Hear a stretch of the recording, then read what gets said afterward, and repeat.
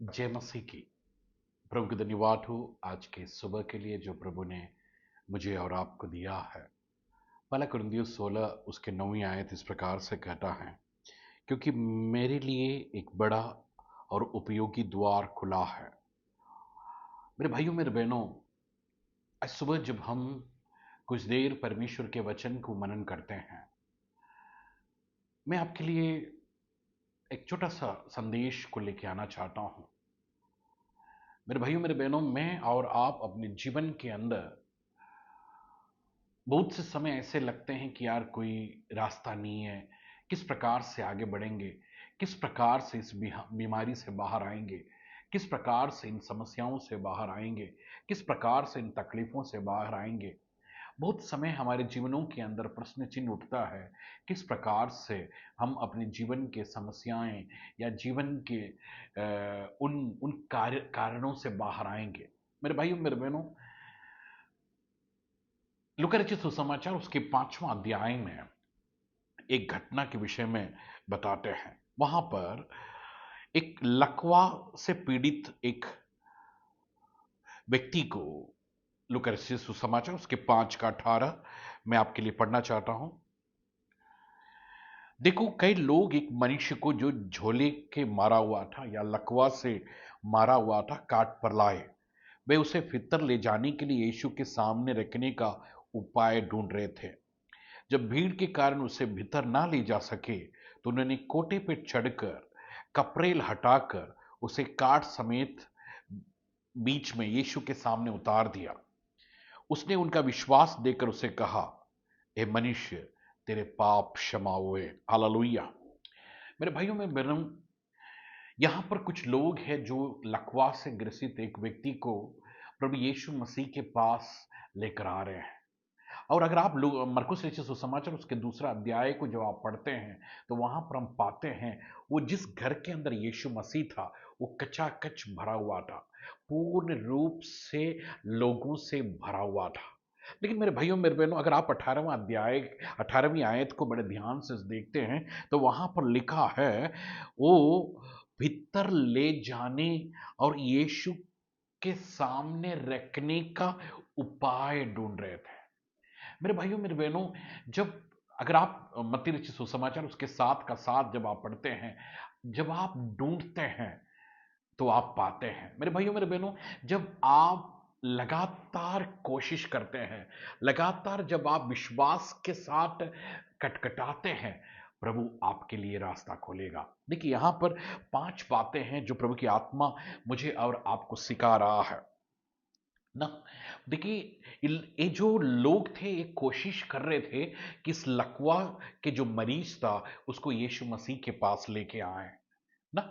जब उनके विश्वास को जब प्रभु देखता है, पहली बात जो वहां पर घटित होता है ना, जहां रास्ता नहीं वहां पर प्रभु हमारे लिए रास्तों को बनाता है।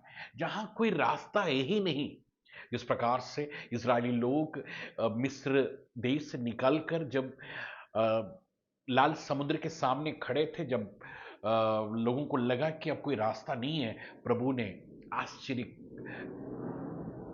आश्चर्यकर्म करते हुए उसके बीच से प्रभु ने उनके लिए रास्ता निकाला। पहली बात, प्रभु ने जहां रास्ता नहीं वहां से रास्ता निकालते हैं। और दूसरी बात देखिए ना, वो जहां पर वो खड़े हैं वहां से प्रभु उनके लिए रास्ता निकाल रहा है। कहीं और जाने की जरूरत नहीं है ना। प्रेरितों के काम उसके 4 अध्याय इस प्रकार से कहता है, स्वर्ग और पृथ्वी के नीचे कोई और नाम नहीं है, केवल एक ही नाम है जिसके द्वारा उद्धार को प्राप्त कर सकते हैं, वो प्रभु यीशु मसीह का नाम है। मेरे भाइयों मेरे बहनों, जहां आप खड़े हैं ना, वहां से प्रभु आपके लिए रास्ता निकाल सकता है।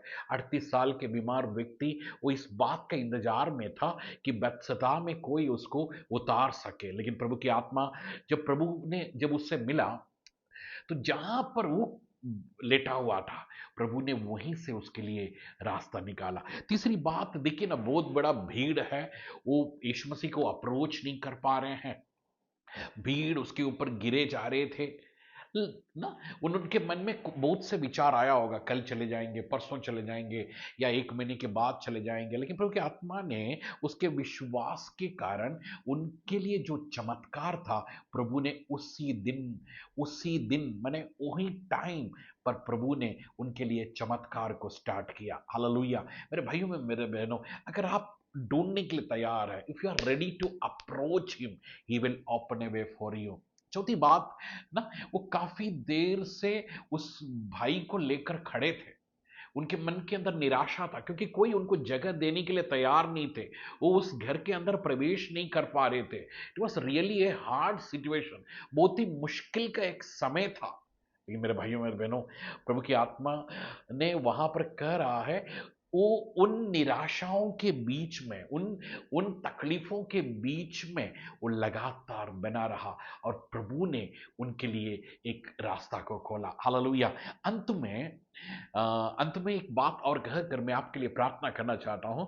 और परमेश्वर का वचन इस प्रकार से कहते हैं कि उन्होंने छत को खोलकर उस मरीज को प्रभु यीशु मसीह के पास लेकर आया।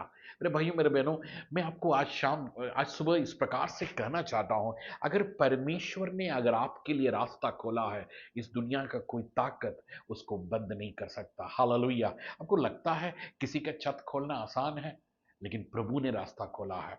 हालेलुया। मेरे भाइयों, मेरे बहनों, अगर आज आप अपने जीवन के अंदर निराशा में हैं, दुख में हैं, तकलीफ में हैं, परेशानियों में हैं, बीमारी में हैं, आपको उम्मीद नहीं है, आप अगर ढूंढने के लिए तैयार है, प्रभु आपके लिए एक उपयोगी रास्ता खोलने के लिए तैयार है। एक क्षण में आपके लिए प्रार्थना करना चाहता हूं। प्रभु, जितने लोग मुझे सुन रहे हैं, उनके जीवन के अंदर रास्तों की कमी है, वो इधर उधर परेशान है, मैं यीशु के नाम से उनके लिए एक नए रास्ते की, हालेलुया, खोलने के लिए प्रार्थना करता हूं। खुदा, जिस तकलीफ के अंदर है, जिस गड्ढे के अंदर है, जिन परेशानियों के अंदर है, प्रभु तू उनको बचाकर एक नया रास्ता दे। प्रभु जी, ब्लस करते हैं, आशीषित करते हैं, चंगाई को रिलीज करते हैं। इस प्रार्थना को प्रभु यीशु मसीह के नाम से मांगते हैं, आमीन। जय मसीह की।